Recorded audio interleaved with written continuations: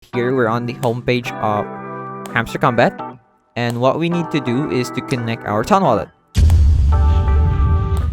Hello guys, and welcome to AI Plus More, and in this video I'll be showing you how you can connect your Hamster Combat to your Town Wallet. So you've gotten interested in Hamster Combat. Let's get into Hamster Combat, and if you don't know how to do that, it is only accessible through Telegram. Here we will find, actually it's already open right now, but in order to open Hamster Combat, you should find the link for Hamster Combat online, and then you should have this message here. And actually you can also search up Hamster Combat here on the search, and as you can see, the bot should appear. And if you click on the bot, this should open.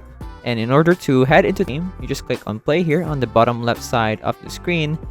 Alright, now just load. So as you can see, we're on the homepage of Hamster Combat. And what we need to do is to connect our Town Wallet. We can do that by going here on airdrop.